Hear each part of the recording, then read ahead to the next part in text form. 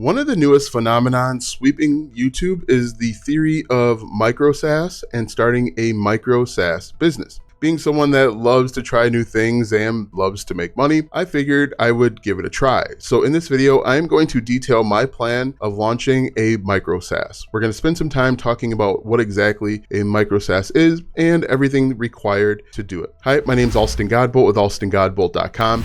I create content to actually help you make money online and not just to put money into my own pockets. And if you want to be added to the globe, comment down below with your city, state, zip code, province, or country, and I'll get you pinned. So as I mentioned, for some reason, my YouTube algorithm is telling me that I need to learn and do micro SaaS. There are videos of people claiming that they're making $30,000, $50,000, $100,000 per month, and I wanted to give it a try. So first things first, what is micro SaaS? First things first, what is SaaS? SaaS stands for software as a service. So basically, anything that's a software, think about Netflix, think about ClickFunnels, think about literally anything online, maybe web hosting, all of that is software as a service. So you are essentially going to sell someone a piece of software and you are going to make money from it. There are a few different business models. You can sell one-off software, you can sell reoccurring, kind of like ClickFunnels or Netflix. And so there's a bunch of ways to do it. There's software where you have to log in like ClickFunnels, or there's even apps and app development like the App Store. People make lots of money with the App Store. And so, like I said, I saw a ton of videos of people talking about how much money they're essentially making. They're using no-code software, they're using no-code this, and they're having other people do all of the work, and they're simply reaping the benefits. So I figured, let's give it a shot. Now, this is just day one. So basically what you need to do, it's a very simple process. It's not easy, very simple. You need to think of something to sell that people want. You need to hire somebody or do it yourself to develop the idea, and then you need to either write the program yourself or again, hire somebody to do it. And then the last part, which is usually the most difficult, is to market it so that you can actually make money. In step one, you need to come up with an idea. Now, thinking is really, really hard.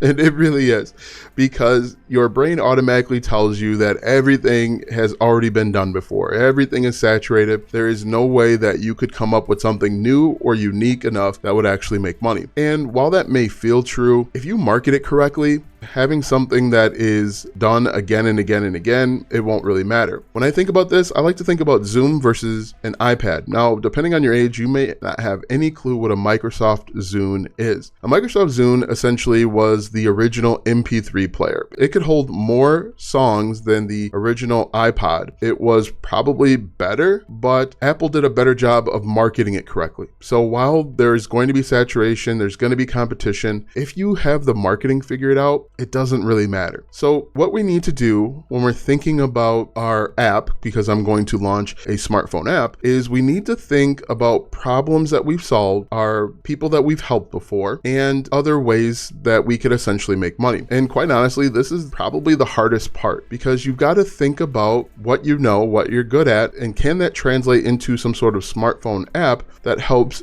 a wide variety of people. So I thought about, hey, could I come up with some sort of application that could help people make money online, or that could identify specific problems that could help people make money online? For example, one idea that I came up with was coming up with an app that could help people easily identify keywords. So they could type in their niche like pickleball, and then maybe there was a bunch of keywords that popped up. While I thought that was a really good idea, and I may still do it, my only concern is that serves a relatively small market. And would people pay month after month, essentially, to use this keyword research tool? And the other problem might be, what would prevent a company like Ahrefs, for example, to see that this is taking over the market and essentially create something similar or cheaper? You know, they already have the infrastructure and the back end set up. They could essentially just take the idea and run with it. Ahrefs, if you're listening, don't take my idea. Anyway, the next thing I thought about were, what are some common problems or challenges that I currently go through? So I just kind of backtracked and I looked at my last week and thought about some challenges that I commonly face, and are there challenges that I face that millions of other people face as well. And so from there, I got a few different ideas, which was really cool. I wrote them down, and those are the ideas I'm probably going to explore, simply because these ideas or application opportunities is what I could call them, are ready-made to help or serve millions of people, because at the end of the day, we need to create an application or really anything that can serve people at mass, at a large scale. And so I've got my ideas in hand. I'm not going to reveal them just in case that we've got some developers that are watching this video. I'll reveal it as I get further along in the process, but this is something that I'm beginning to think about. Now, before we continue on, I do want to answer the question, should you start a SaaS company? The answer is yes and no. Starting a micro SaaS or software as a service can be relatively expensive if you don't know coding, if you don't have a design background. What you could do is potentially partner with someone that has that type of knowledge and skills to make it a little bit cheaper, and maybe do one person focus on the marketing aspect of it while the other person focuses on the development of the app. The other thing that you've got to consider is that you really need probably 3 people to get up and running. You need a front-end developer, so someone that focuses on the user interface. You need the back-end developer, someone that does the coding, which can be the most expensive part of marketer, a front-facing person. What you could do is look at the videos that are on this channel for marketing tips and tricks. And anytime I talk about affiliate marketing or digital products, also I think what's most important is that you start marketing your app before it's ready. Because ultimately, if you can build excitement, if you can build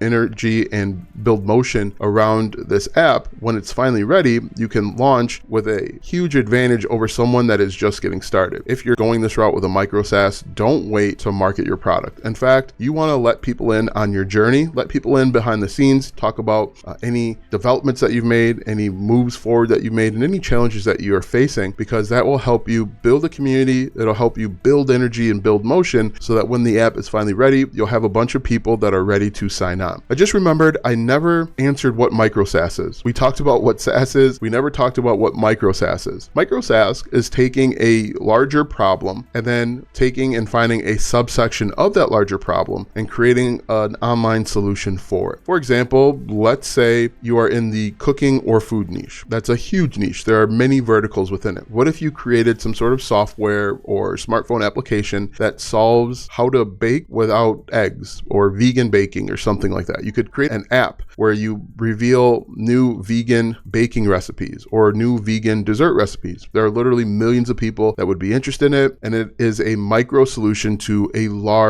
huge niche. So if you're curious about micro SaaS and you're looking for some ideas and inspiration, the best solution or best recommendation that I can give you is to find a niche and then find a subtopic, for example, baking or cooking, and then just list all of the micro problems within it. One potentially really cool idea I just thought of is I like to talk about what pets can eat. Can dogs eat pomegranates? Can dogs eat whatever? What you could do essentially is create a micro SaaS, whether it's an app or something else, and you simply could just list, someone could type in the food, pomegranate, and then you could actually create a short little guide on if they can eat it, yes or no, what happens when they eat it, and any potential symptoms. Now, this could be really good if someone is on the go and they're always concerned about their pet eating things. So that might be an avenue to go. That might be something that I might explore later on down the road, which you might be asking, how do you actually monetize something like that? And I'm glad you asked. Monetization can vary depending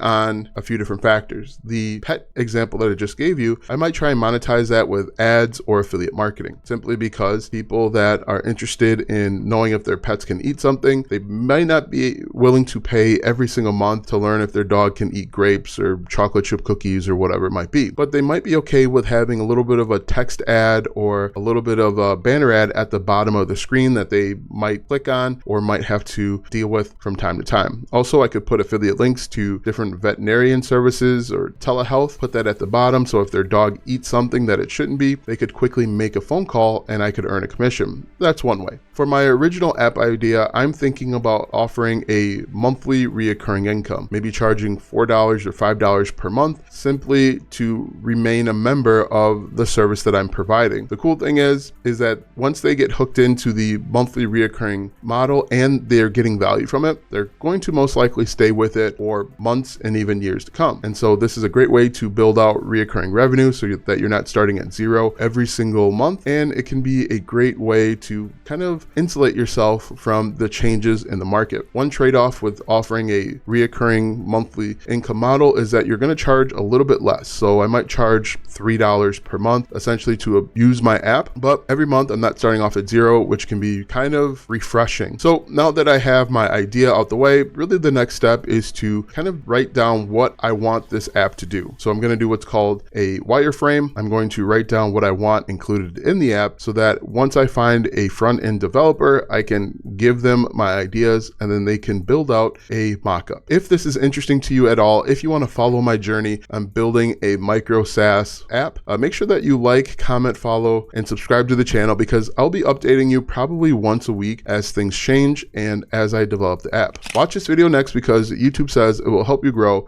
your online business.